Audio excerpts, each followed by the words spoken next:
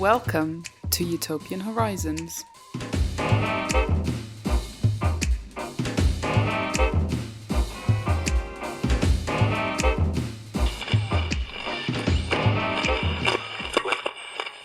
Hello and welcome to episode 19 of Utopian Horizons, a podcast where I look at a different utopia, dystopia, utopian thinker or movement in each episode. I do this in order to try and explore different visions of the future, to see what these different utopian and dystopian imaginings might tell us about our contemporary context, our contemporary society and politics, and to see what things of value we can extract from those utopias, in what ways they serve as a kind of mirror to see our world in a different way, as well as to pick up things that might be problematic or to be avoided in those visions. This episode is about the 1995 film Strange Days.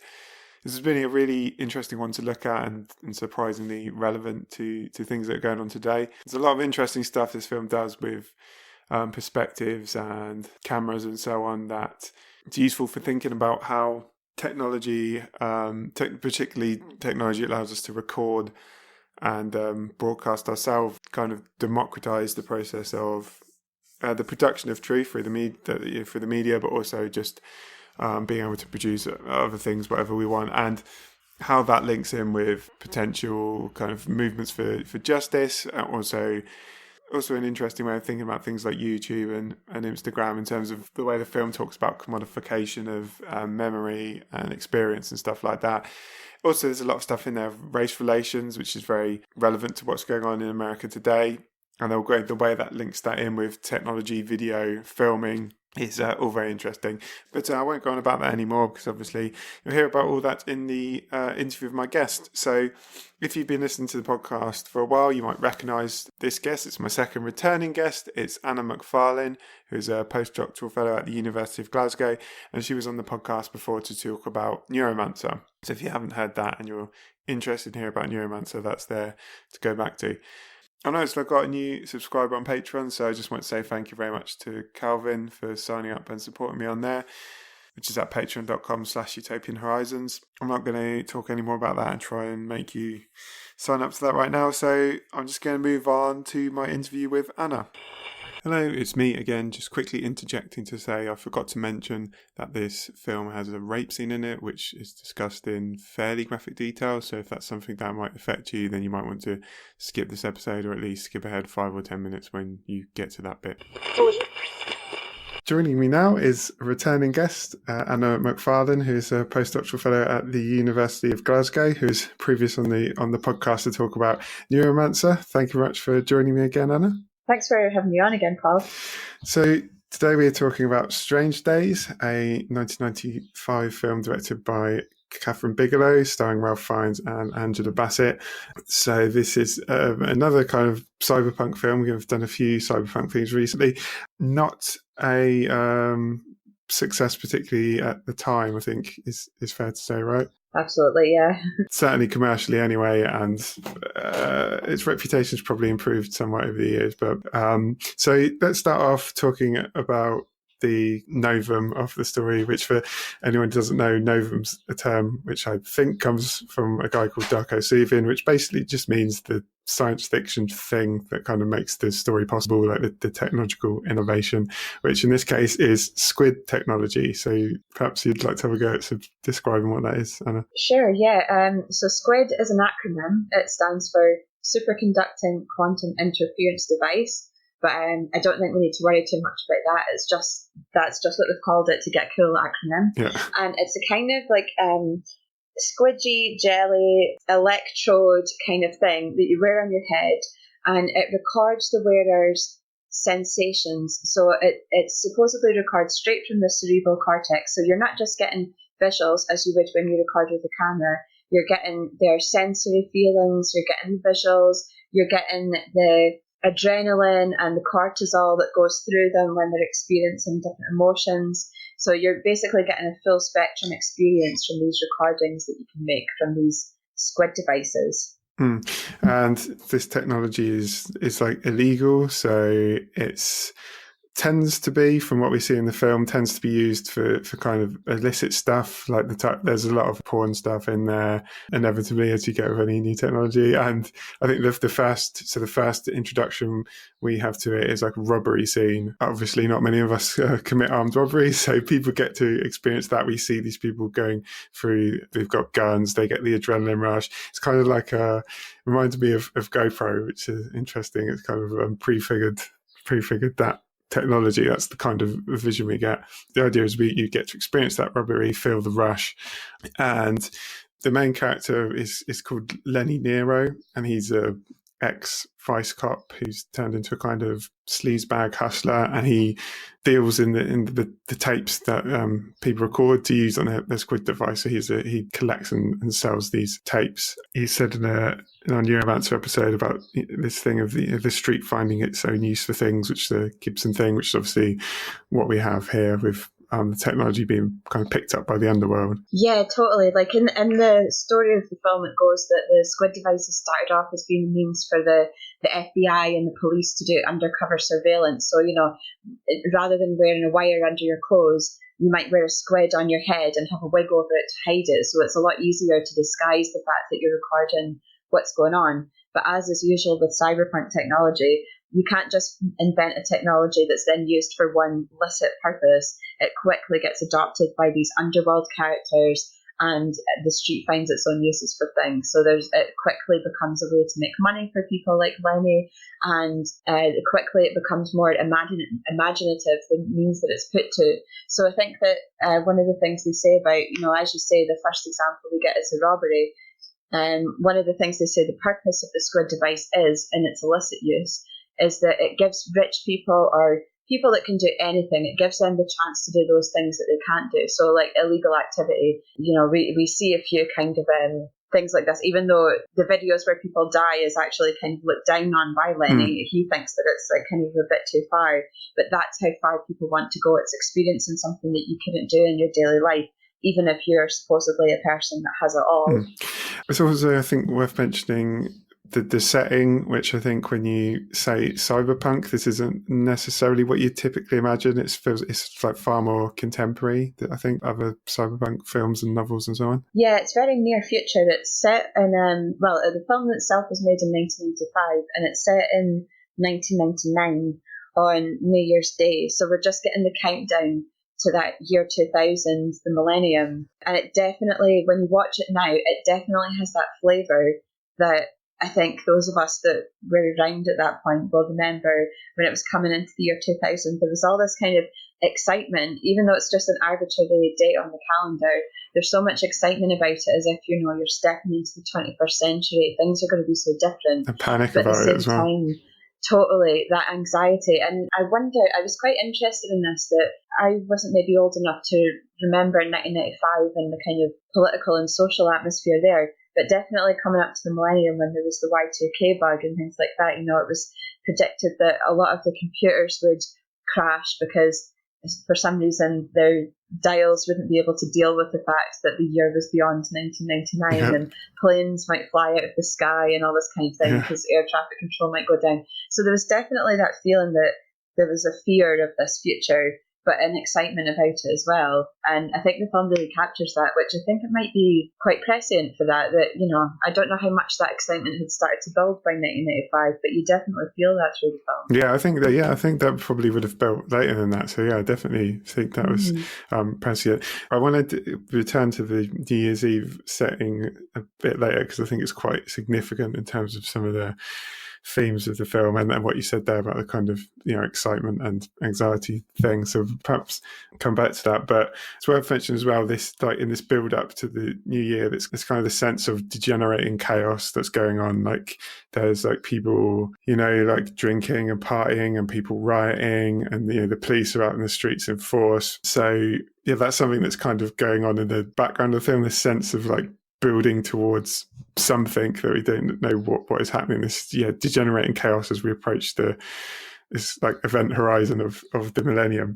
So that's quite interesting. I just wanted to say that early at the opening as well, I really like the opening of the film where Lenny just like driving through the city and he's like constantly switching radio stations while he's driving. So there's like loads of quick cuts between different music, but also the camera keeps cutting outside to this rioting and chaos. It's really confusing and disorientating, and I just thought that was kind of foreshadowed some of the themes of the technology, but also I just thought it was a kind of interesting technique. Yeah, definitely. There's a kind of bricolage, I suppose, there of like putting together different types of soundtracks with this. It really is like a dystopian vision that he's seeing through the windows of his car of people fighting, and I think there's maybe a Santa Claus getting attacked at one point, and then that kind of is sometimes put to classical music, so you've got a sense of maybe a Clockwork Orange homage there of this kind of violence that's happening, but so much beauty as well. So I think that it kind of hits on what you're talking about before, about this anxiety, but also excitement, that there's a kind of utopian, dystopian tension, I think, here, of, beautiful music put with really violent imagery, and how that feels coming up to the millennium of the possibility of a beautiful new beginning, but with something that's kind of, everything seems so bad. And I think that's the riots in the street and the public parties that we see as well. These things are kind of like held in this tension of just the very good and the very bad, and we're not quite sure which way things are going to go. It's almost like everything's on a knife edge. The way this sort of chaos is framed from Lenny's point of view is perhaps significant, just in terms of giving, if anyone hasn't seen the film, the kind of character he is. He doesn't, all these riots and stuff, he takes a kind of gleeful disaster capitalism approach. So he says there's energy in the air, there's money to be made, there's dreams to sell. So that just gives you an idea of the kind of person he is, at least at the beginning of the film anyway. So let's talk about the squid technology, because that's obviously one of the most significant things about the film. So as we've already touched on, because of this technology, there's a lot of first person sequences where we see through the eyes of someone else. As we mentioned, tends to be illicit. There's lots of porn stuff and people committing crimes, but also Lenny uses it to relive experiences with his ex-girlfriend who he's broken up with. There's a lot to talk about in that in general, but just to start off, like, could you tell us what were some of the more interesting elements that jumped out for you in terms of what the film is doing with the squid technology and the first person camera views and so on? Yeah, I've actually written about this elsewhere. There's a collection called Cyberpunk and Visual Culture where I've written a chapter, and it's very much about how Catherine Bigelow uses this first person vision. I think what she's trying to do is that she's trying to make her filmmaking itself more visceral. So obviously we're not experiencing a squid recording as a viewer of the film. We're not kind of getting the full spectrum of emotions directly pumped into our cerebral cortex. But by using these first-person cameras, I think that that's exactly what she's trying to get us to feel. She's trying to get us to put ourselves into the position of, so right from the first scene, this guy who's committing a robbery. I think it's a Korean restaurant or something similar to this. So there's a racially charged element here of this violent guy breaking into this place. There's a macho camaraderie between these men that are all part of this team that are breaking in here. And then there's that excitement of it. And like, we see him running up the stairs, the police are arriving, and we're running with him up the stairs as he comes up to the side of the building outside, and he's deciding whether to jump or not. And we're there with him at every point to this. And Bigelow designed her camera specifically for this film so that she could capture that sense of immediacy and that first person outlook. So I very much think that she's trying to do with her camera work what the squid supposedly does in the film. I think that that's what she finds quite interesting about it, is that it's a commentary on filmmaking itself and about putting the viewer into different perspectives and making you take on different characteristics that are quite distasteful or disgusting to your regular persona, and how cinema makes you do that. Yeah, I definitely think there's something going in there in terms of like, it's about cinema in some way. Like there's something about like complicity and what you're seeing. I mean, most obviously, let's talk about the most controversial scene in the film, which is a rape scene that happens, which we experience from the first person. To me, it was almost like a classic like trope of movies, a woman being chased, something you see all the time in like horror films in particular. It's obviously a trope, like the woman running away, but also it happens in every genre, and we're experiencing that trope again, but we're seeing it from first person, and it's kind of, it takes it a step further in terms of intensity as well. Like, it's a really horrible scene to watch. We see this guy putting a belt around her neck and then starting to rape her, and he's the idea here is he puts the squid on her, right? And he's wearing one. So he's feeding his perceptions and what he's feeling into her. And she's experiencing that. And that's making her obviously more scared. And then that's feeding back to the killer who's experiencing that. And that's giving him a thrill. And it's creating this loop of like thrill and fear. So do you think that is kind of trying to almost like deconstruct that trope and like put us in a position to make us feel like more uncomfortable with it? Well, yeah, I do, because I think it is, like you say, it is quite a common trope of a horror movie. Like, if not, this really includes the killer in the shot, right? Because he's wearing the squid, and we see his reflection in the mirror as he's about to go and commit this crime. So as the viewer, we know that this is the killer, and we're watching and we're experiencing what he's experiencing. But yeah, in horror films, you would often get a camera angle. Not necessarily, obviously, like if it's meant to be first person recorded, but you would often get a camera angle of the killer or the evil thing following the woman around. That is quite a common thing. So it's just got almost like including that character in the shot and making you more aware of the complicity, I think. Yeah, it's a really interesting scene to deal with, because one of the things that I find in looking at this film is that when you go back and look at reviewers of the time, the level of shock that you read from the reviews is very, very high. Whereas to me, watching it now, I think that it's still a very horrific scene, but I think we've seen equally horrible things elsewhere if you've regularly watched 18-rated films. So I don't know how much it still has that same level of power that it maybe had back then. But definitely I think that they thought the film is pretending to make a comment on this, but actually it's having its cake and eating it, because it's giving you this really kind of nasty, horrible scene, which the reviewers that I read, a lot of them said it was meant to be sexually thrilling to the viewer, which I didn't agree with when I watched it. I thought that it was just meant to be horrific. I didn't find it. So, you know what I mean? It's something that I kind of struggle with, because I feel like my reading of the scene doesn't align with the critics of that time. And I don't know if that's just like because it's a bit of a distance in time, because we're used to a different cinematic landscape. And I'm not sure. To be honest, it is a really difficult scene, and I think it'll be really interesting to hear what other people think about how it's played, because I definitely thought it was a commentary, but others, like I say, have absolutely said it's exploitative and it's just an excuse to include something so horrible. Yeah, I'd be interested to hear what other people think as well, because I'm not sure how to figure it. So if anyone listening wants to comment on what they thought about it, I'll have all the contact details for the podcast at the end, so feel free to send in what you think. But yeah, I think I agree with you. Like, although I have to say I did find it quite affecting still, like watching it now. Like, there's something about the first person thing, and there's this idea through the film with the squid stuff of being like forced to watch something, and you do feel like you're forced to watch it in a sense, but obviously you're not. And again, there's the loop thing. I mean, I think it's pretty obvious, like, thing about cinema, this loop that the killer's creating of thrill and fear.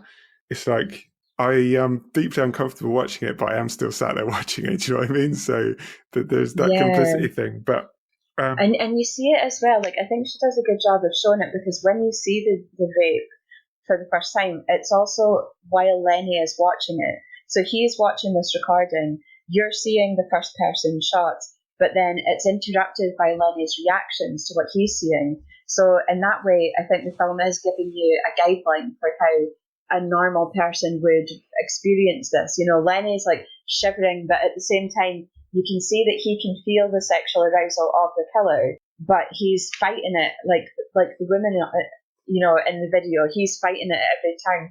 He feels how disgusting it is. But yet it's a direct recording of this killer's sensations as well. He has to feel it.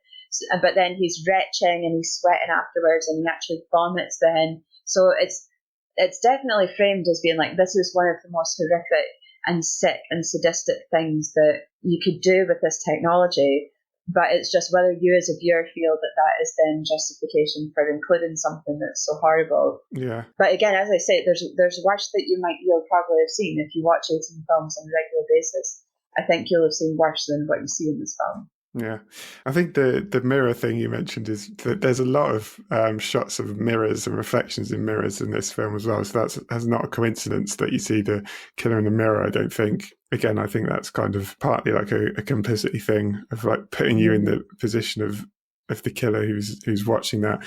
And yeah, like I say, I found it effective in terms of making me think about that trope and, you know, how uncomfortable it made me feel. But yeah, I could understand someone having problems with it as well. The other thing I was thinking of the squid made me think of, which wouldn't have been contemporary at the time, but was stuff like YouTube and Instagram. I don't know if that popped into your mind at all, but because Lenny, when he's like selling these tapes, he uses the line like, "This is a piece of somebody's life," which I don't know if that made you think as well of those platforms at all. Do you know what? I didn't when Lenny was talking about it, but there is, I don't know if you want to get into this whole part of the storyline at this point, but there is another squid recording that we see in the film that is it's kind of a long story. As with like a lot of the film noir of this type, there's all these kind of twists and turns in the plot, but there's one squid recording where a woman is witness to the murder of a famous rapper. He's a black man. Him and his friend, both black guys, are killed when they're stopped by a couple of cops at traffic stop, and they're just executed. And this is all recorded on this squid device. So at that point, I definitely thought I know this is a lot more heavy than what you were talking about with like maybe Instagram and things like that, but it really reminded me of how now with modern technology, with being able to have a camera in everyone's pocket, how that's really kind of publicised a lot of police violence. And a lot of other situations as well, like, you know, not just in the case of things like Black Lives Matter and with how black people are treated in America by the police, but in situations where there's riots or in war-torn countries when there's been war crimes committed, just how much the proliferation of that technology has allowed these things to be exposed. So, yeah, that's what made me think of the modern context more. Yeah, well, okay, well, I definitely want to talk about that stuff in detail, but just on the sort of, I just want to say on that, the way I was thinking about it when, you know, that line, like, this is a piece of somebody's life, like he's talking about, that was kind of sold, I would question the extent to which that's real, but like the idea is the appeared and stuff like, you know, YouTubers and people who are like famous on Instagram or whatever, is that you're getting something that's an authentic part of someone's life as opposed to like mainstream TV or whatever, which is more mediated. And a lot of it is, it's literally like what those people are showing you is their life. So it's this thing of experiencing a life that you don't live, as with this squid stuff.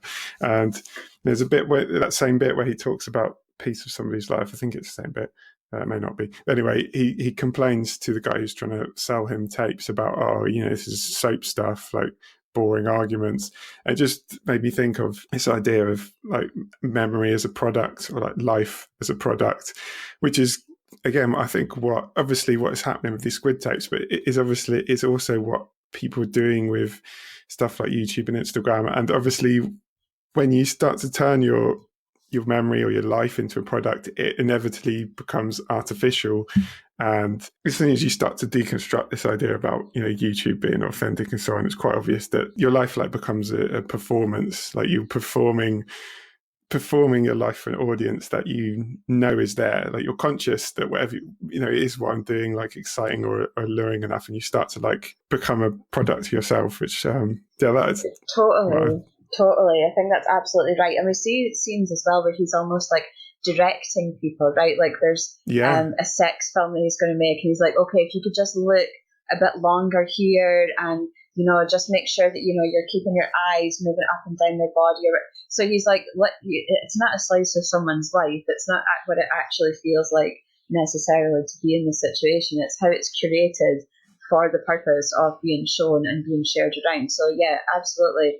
And I suppose Black Mirror is somewhere where we've seen this, you know, critiqued a lot in recent years. You know, I'm thinking about this kind of social media episode where you can rate everyone with points, and it's completely shaping everyone's day-to-day behaviour, because how your reputation is formed via appearances is having material effects on, you know, how you can progress through life. I think that, so we could draw connections definitely into modern day technology that way. So let's go on to the stuff you mentioned, like the race relations stuff in the US. Is another major part of this film, which obviously centered around, as you mentioned, the killing of this guy he's called Jericho One, who's a rapper. I just would say that it's not just, so we'll get into that, but I think there's quite a few like subtle things in the film in terms of race stuff. For example, that the woman you mentioned who had recorded the execution, I think right at the beginning or near the beginning of the film, she's running away from the police who are trying to kill her, which we don't know why at that point. But someone comes through on the radio asking if they need backup, and they obviously they don't want anyone getting involved for whatever they're trying to kill this woman for, and they say, no, we don't need backup, we can handle it, suspect is a black male, 35 to 40. I just thought it's interesting that like they used, oh, it's a black guy, as if that's like the most standard, the thing they thought of as the most standard and obvious thing that we can like say is it's a black guy committing the crime. Do you know what I mean? It's just normal, don't worry about it. Absolutely. And that's so true as well. Like actually, one of my other, as well as Utopian Horizons, one of my other favourite podcasts is My Favourite Murder, where they just talk about true murders every week. And something that comes up quite a lot is that if somebody's killed their spouse, for example, and then they phone the police and they're trying to play it off as if it's been a home invasion gone wrong, it's not them that's killed their wife, actually someone's come, they often will say, oh, it was a group of black men that came into my house and killed my wife, it wasn't me. So it's actually, I think that's quite a common thing, not just for the police to do, but yeah, if there's a white person who's committed a crime, just blame it on some black people and hope that the racism of the police will take care of the situation and take the eye of the law off you as well. So yeah, I think that was a really interesting point, yeah. And like you say, just a little touch at that stage as well, not really a kind of significant aspect of the story. So let's go on to talk about Jericho One then. So yeah, he's been murdered, and as Anna said, we know, we find out through the course of the film that there is a recording of it that this woman has, but that's not public knowledge. At the whole thing of the film revolves around this recording and getting it, and the police trying to get hold of it. But they say that it's gang related killing, and at the point where no one knows what happened, which again is another classic thing. But I mean, do you want to try and describe the kind of person that Jericho One is and why he's kind of like a significant figure in the world of the film? Yeah, I think that he's a rapper, but it's also important to recognise that he's a hugely important cultural figure for African Americans in the film. I can't remember who said it, but I heard somewhere, maybe it was when I was watching a hip hop documentary or something, about how rap is like CNN for black people. So Jericho One is this kind of representative of sharing the African American experience with other African American listeners and trying to give hope. He talks a lot about history and how that's affected the African American fate in America, and he's almost like he is almost like a prophet character, and definitely like a head of a movement. I think you get that impression quite a lot. Yeah, we hear some of his like songs that's played on the TV and stuff, and they're explicitly political, like about how the sort of drugs and guns in his community are coming from the white state. Effectively, he talks about America being his bogeyman for 400 years, and it shows like a KKK guy, so he's explicitly political. I think they show a speech of him as well where he talks about the LAPD as a military force turned against its own people.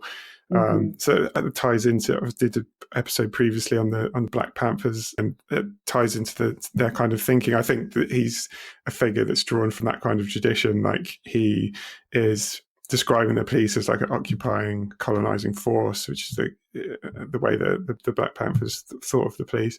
So you can go back to that episode if you're interested in that. But I think also the killing, like the tape of it, is the first of, I think it's a pretty obvious reference to the Rodney King incident. Would that be fair? Yeah, it's the same setup, wasn't it? That it was a traffic stop, I think, that started the Rodney King beating. And yeah, that's and the level of shock as well, that when, again, it's one of these situations in the film where we see the recording, but we also see one of the characters watching the recording or experiencing the recording, and that gives us an idea of the significance of what we're seeing. So in this case, it's not Lenny that we see watching the video, it's his best friend, Mace, who's played by Angela Bassett, who is, I'm sure your listeners know, like one of the best African-American actresses that there is at the moment and has been for the last 20 years. And she's just amazing in this film as well as anything else. She's in Black Panther at the moment as well, so people can check out there. But yeah, so we see Mace's reaction as an African-American woman to watching the execution in cold blood of this extremely important cultural figure. And she's crying and she's talking about how this could be a war if this gets out, and maybe it's about time too. Maybe it's about time that we face up to these kind of conflicts that are tearing the society apart, but it takes a lot for it to be actually brought into the surface. And that's exactly what this recording has the power to do, is to bring to the surface these tensions that shape the whole film, really, but and shape the whole of American society, for that matter. Yeah, I should have done this, but I should probably have said, just for anyone who might not be aware, when I say the Rodney King incident, this happened in 1991, and this was an incident where he was pulled over by the police, and somebody at the side of the road had a camera and filmed it, and they kicked the shit out of him, basically. It's not very nice to watch, but you can find it on the internet, I'm sure, if you want to. But there's like a few of them, and they have batons as well as they're actually kicking them. And later I think they said that maybe he was on like PCP or some kind of drug or whatever, and it gave him super strength. But you can see when you watch the video that this is a man who's on the floor, and they're continually they're not stopping attacking this man. Once he's obviously unarmed on the floor, there's just no mercy for him. Yeah, so this piece of footage was a very, very famous and impactful example of police brutality at the time. Yeah, so anyway, as you suggested, there seems to be there's a real focus on the idea of watching it. As you said, he gets Mace. So Mace has not used squid technology before. She hates it. She refuses to do it. But Lenny insists that she watches it, and he says you have to see it, which she doesn't. He could have explained what it was, but I think there's something. I think the point of that is you have to see it. Is this idea of witnessing. And you mentioned before, technology giving us the opportunity to capture these things and show them. I think it's something about the idea of seeing something and witnessing and the power of that, I think. Yeah, it's almost like by filming something, you create this obligation on the part of the viewer. Something like that, there's immediately a social responsibility.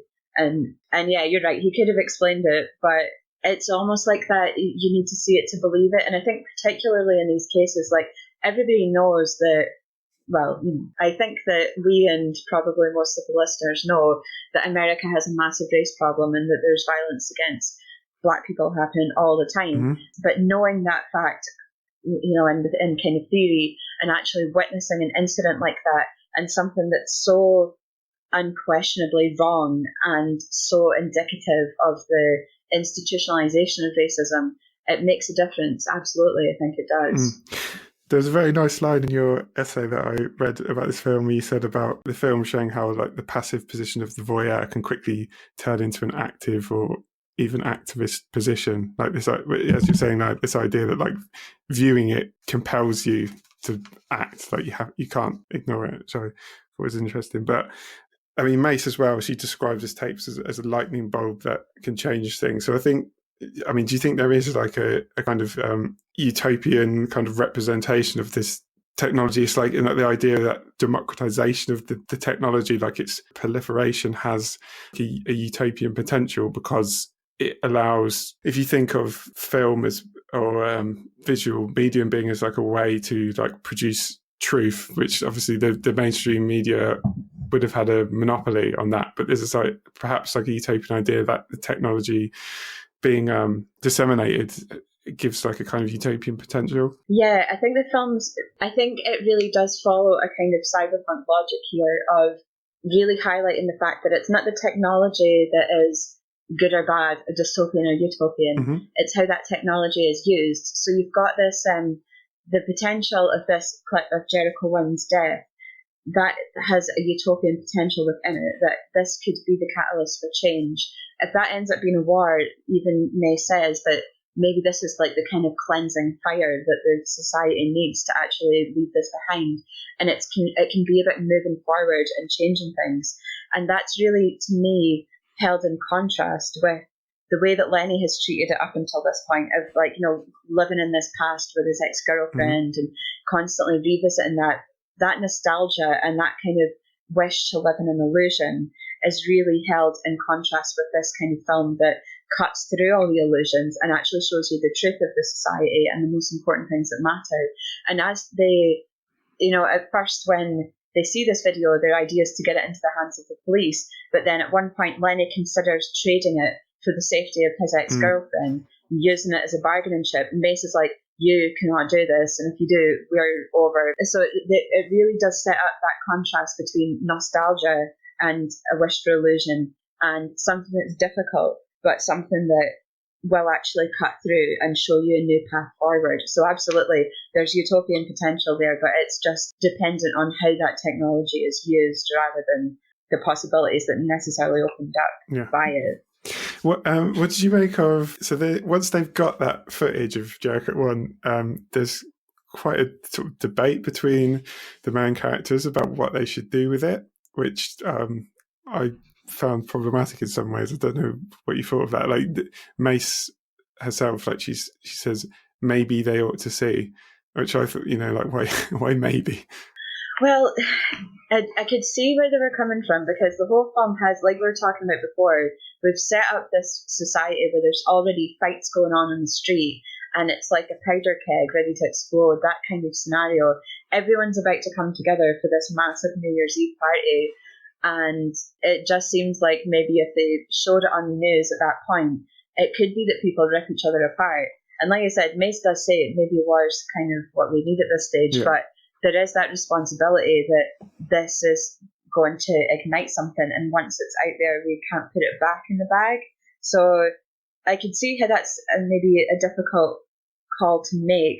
I suppose what I find difficult is that their answer is that, Lenny's an ex-cop, and he points out this commissioner who's quite high up in the police, and he says, this is one guy that if we can't trust him, we can't trust anyone, we need to get it to him. But it was a bit ironic to me that it's the police who have been the problem in this situation, and it's a senior policeman that you're going to, who is like as well an old white guy, who you're going to try and like sort the situation out. So that was a wee bit kind of I just felt, because also obviously because Jericho 1 is so obviously, as we've mentioned, a black revolutionary figure, is explicitly, to me there was like an implication in the idea that showing this footage would be dangerous and start a war. It kind of implication that black people were like animalistic and like violent and unable to control themselves if they showed this footage, which again, the reason I say that as well is because being as this is linked to the Rodney King incident that sparked riots in LA in 1992, which lasted for a number of days. So I think that it is playing into that as well. But it's important to note that that riot didn't occur after the video was released. That riot occurred after the police officers involved were acquitted. So like there's this idea, if we show it, the black people are going to go crazy. And it's like, no, if those police officers had been brought to justice, then I'm sure there wouldn't have been a problem. It was the fact that we could all see this video and could see them, and all of them got away with it. And that's when the riots happened. So I think that's important to note that's where that came from. That's an interesting point. I never thought of that actually, because I think that my mindset was that fair enough. Like if I'd seen that video, if I'd been through what those people have been through with the constant racism and police brutality, I kind of think, and like you say, no recourse to justice within mainstream society, then sometimes rioting and that kind of thing, absolutely. That is a reasonable response of somebody who doesn't have a voice. So I think that's where I was coming from with that. But yeah, I can absolutely see that could be an issue as well. I mean, maybe we should talk more about some of the other, as you mentioned, Mace is really a cool character in the film. Like she's the only character in the film that isn't like an asshole. Like she's got morals, she's got ethics.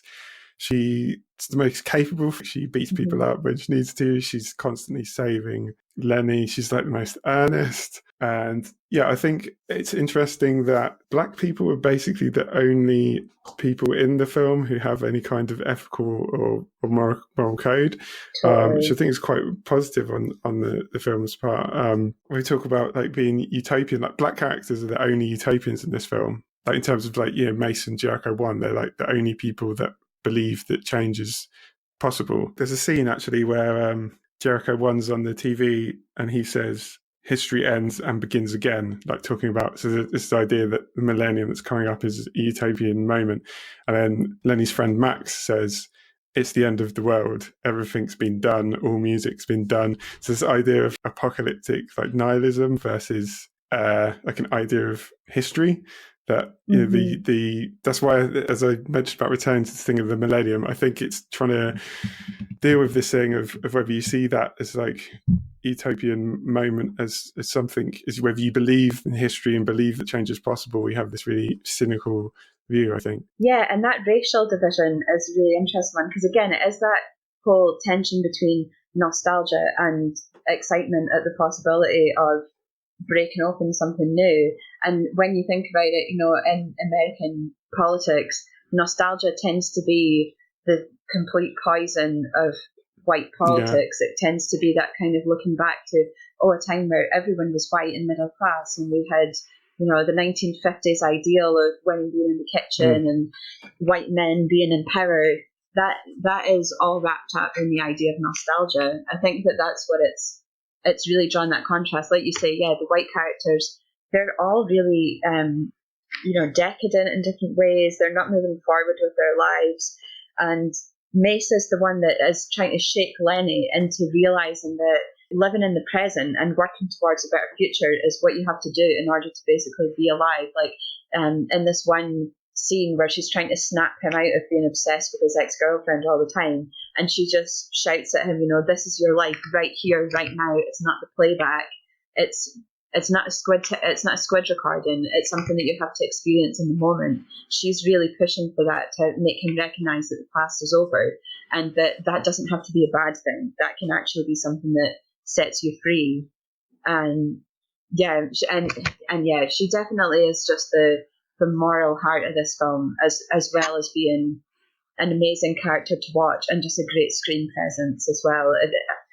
She's the best thing in the film by far, I think. In case that right here, right now struck a chord, yes, that was sampled for the Fatboy Slim song, so you probably would have heard it before. Let's talk about the ending then, because as you mentioned, Lenny persuades Mace that she should give this tape to the police commissioner, which, as you suggested, I think it would have, her idea that she shouldn't trust the cops was probably more realistic and would have been right in the real world. But so that obviously the squid tapes are illegal, so his first response is to have her escorted out, and he sort of says, "You're lucky I don't arrest you." And then she's outside. She ends up being spotted in amongst all this partying and stuff going on. She ends up being spotted by the two cops that killed Jericho 1 and that have been trying to catch her and Lenny to get the tape. So she beats up the cops by herself and handcuffs them. But then more cops turn up. She tries to kind of explain herself, but they won't listen, and then they all beat her down, which again, I think this was even a more obvious reference to the Rodney King thing, right? Mm-hmm. Also, again, in terms of witnessing, because this happened in a crowd, that's again significant, right? That there's a crowd there that watches it. Yeah, and there's almost a kind of domino effect among, I think, primarily, I want to say just black characters, but from what I remember, it's primarily black characters at least, that one of them starts to jump on the back of one of the police officers and stop him, and then suddenly they're all joining in and, stopping the police officers from beating her. So there is, I think that totally is reminiscent of Rodney King at that point. Yeah, just her in the middle of this massive crowd in this clearing, and they're just, she has a massive cut on her head.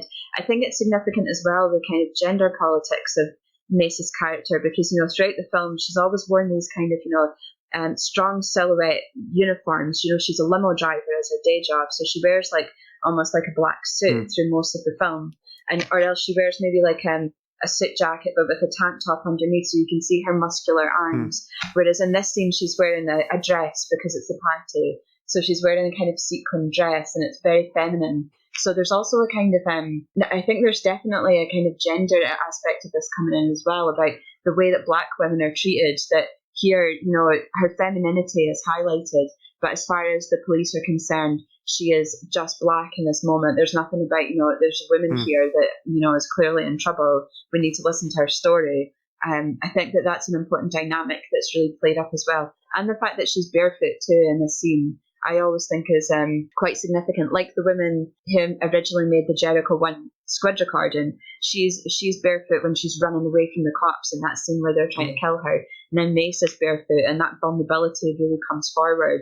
So yeah, that is what I think she's doing here, Catherine Bigelow. She really plays up the gender dynamics here in order to just highlight that vulnerability, and the way that is just not seen by the police, that vulnerability. It's just a black person, and we need to go on the attack. I hadn't thought of that aspect, so I'm glad you brought that up. So after this happens, this is when the old white guy commissioner turns up, and the white knight. Yes, and he arrests the corrupt cops. I didn't like this ending. I don't know what you thought of that. I think, it's kind of that, it's that traditional Hollywood blockbuster way where you have to have a kind of ending that it gives you, maybe a good way to think of it is that it gives you what you want, but it maybe doesn't give you what you need. Do you know what I mean? Yeah. It's like, here's, okay, everything's tied up in a nice little bow, and it was all happy at the end. But unfortunately, you're left a bit unsatisfied because, unfortunately, real life isn't like that, Yeah. Well, I mean, I think being as we've talked about, I think this film is in some ways quite radical or progressive in the way it deals with the issues that it has. But this idea that this guy turns up and comes good, I think it kind of undercuts the film's political bite, if you want. This idea that this racist act that's been committed is just the result of a few bad apples, like the system fundamentally works, when obviously it should be pretty obvious to anyone that racism in the police, in the American police in particular, is a systemic thing. But I think this ending doesn't show that. It suggests that, it's just a couple of bad racist guys, and ultimately the system is good, the system saves them, and everything's okay. Yeah, like the way, in those final scenes, like one of those police officers, and he's got blood just covering him, and he's just like a total animal, and he's just screaming at her, and it very much is kind of making out to be like, yeah, these are 2 real cops and they're total monsters, and especially this one is a monster, and now that the higher ups have realised what's going on, everything's put to rights. So it's not the system that is at fault, it's these 2 guys. And I think I think it kind of just pulls its punches. That's the annoying thing, because halfway through there is a bit of one character suggests that, there's actually death squads within the police that are going out and starting trouble and killing black people and things like that. But then it turns out, that was actually just a lie that he made up to try and scare Mason Lenny. So in that way, I think that was one way where I would have thought maybe the film's trying to have its cake and eat it. Like, it's trying to raise these possibilities, but then it can't really do that. And maybe you could put that down to the limitations of the blockbuster format, and the way that it, kind of has to give people, or feels it has to give people, a certain trajectory of the storyline, and what can you do within it. It's still a long film. It's still about 2.5 hours, but what can you do within that time? But yeah, you do feel a bit frustrated that it could have gone a lot further and been a bit more. Yeah, sure.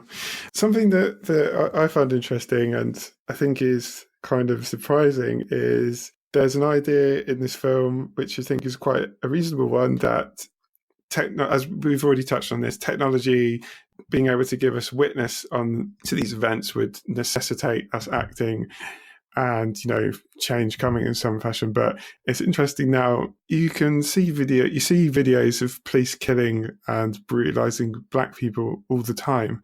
It's coming constantly now. Like, I've seen a few. I mean, obviously I don't watch them all because I don't have that kind of I felt kind of obligated to watch some of them, but I've seen videos of police like shooting black people in the back. You see it on the video, and none of these people get prosecuted. The police continue to do it.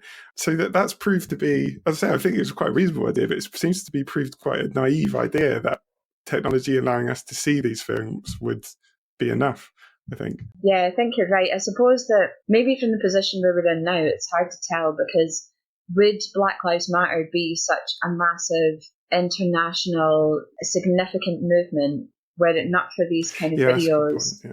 Like they're building a movement, and it's hard to tell where that's going to go, but I certainly think that it has created a greater possibility for change, I suppose, which is maybe all you can ask of this kind of thing. It doesn't unfortunately change it overnight. But I think you're quite right to point that out, actually. Yeah, I mean, it definitely, I think has had an effect in helping, movements like that, and it's made it certainly raised the awareness of that stuff happening. But I think it's a shame that it shows you that there's still ideology and like these structures of power there. That means that we can see the police doing these things on film, and then you can still get away with it. So, but I think there's like a big kind of, I really want to go into psychoanalytic theory here, but it's been so long since I've read any myself that I just don't feel that I can. But there is that difference between, once you've seen something, there is a sense that you can't really ignore it as much. And obviously the ideology here is so strong in so many ways when it comes to American politics, like the right to bear arms and things like this, the right for the police to carry guns, and the importance that Americans, well, I don't want to speak too generally, obviously, but the importance that a number of North Americans invest in that, I suppose. They almost seem that they don't understand how a society can work when the police are not armed. And if the police are armed, then there's that kind of, mistakes do happen, even if you're shooting someone in the back. Yeah. You would think that you can't argue with that, but the ideology is so strong that people maybe can deny the evidence with their own eyes. But hopefully, if enough people see it, then you would hope that maybe it would start to sink in that this isn't just a kind of, a few accidents that are happening. This is a systemic legacy of slavery, more or less. So, I would hope anyway. Yeah. Maybe I'm being naive, but I think you have to be sometimes if you're trying to be a bit utopian as well. No, I definitely think you're right. Like, as you say, that these technologies have definitely helped in kind of building the resistance to this stuff, even if it hasn't ended it or, changed it yet. So, I think that's definitely fair. So, I'm not particularly familiar with Catherine Bigelow. I'm not particularly familiar with film. I hardly ever watch any films, so there's a great swathe of stuff I haven't seen, but obviously she's continued to produce stuff. Has she continued picking up on any of these themes or like techniques, or developed any in her later films? Absolutely. In my article for Cyberpunk and Visual Culture that I mentioned earlier, my chapter in that book, I talk about how some of these themes continue in Zero Dark 30, which was quite a controversial film that she made about the execution of Osama bin Laden. So the kind of angle I take on that is maybe a wee bit controversial, because the film was denigrated by a number of people for being the tool of the CIA and kind of like forwarding the way that they would want it to be seen. Yeah, I remember seeing a few people sort of arguing that it was kind of trying to legitimize torture. Something. Glenn Greenwald was really unhappy with it. I think it's really worth reading his critiques as well. But I basically argue that there's a lot of her kind of authorship that comes out in that film that I think is really interesting to see, especially when reading it alongside Strange Days. I think that's very interesting.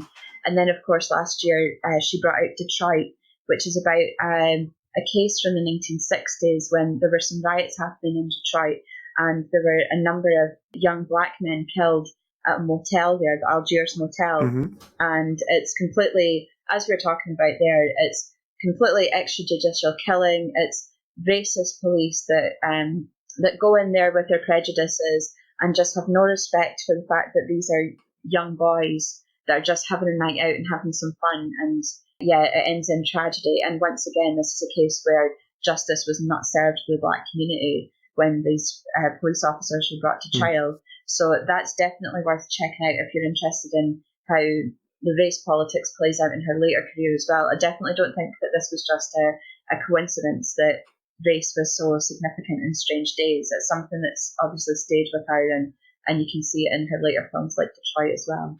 Okay, cool. Well, thank you very much for coming on again. It's been good to talk about that film. If you want to follow Anna on Twitter, you can find her on there at Marietta Rosetta. Thank you very much for joining me, Anna. It's been good to talk to you. No problem. Thanks again, Paul. That is the end of my conversation with Anna. Thank you very much for listening. If you enjoyed this episode, if you've been enjoying this podcast, if you'd like me to keep doing this podcast, and you would like to support me to help me keep doing it, I do have a Patreon at patreon.com/Utopian Horizons. If you don't know, Patreon's a thing where you can give a little bit of cash, however much you want, to help support people doing whatever things they do. That would just help me in terms of covering the hosting costs and make it easier for me to keep doing this. And hopefully help me to start doing episodes more regularly, which I try to do, but every now and again something gets in the way of that. If you have any thoughts on this episode or any other episode, or any questions, anything like that, you can get in touch with me on utopianhorizonspod@gmail.com. You can find the Twitter account at Utopian Horizons if you prefer to tweet me. And there is also a Discord server for Utopian Horizons, where you can come and talk to me and some other listeners to the podcast. You can find the link to that on the pinned tweet on my Twitter at Utopian Horizons. If you could give me a review on iTunes as well, that would be a big help. So that's the end of the episode. I have finally finished reading Angel of the Revolution, so I should hopefully be recording that with my guest soon, and we'll get that out as soon as I can. So thank you. Until next time.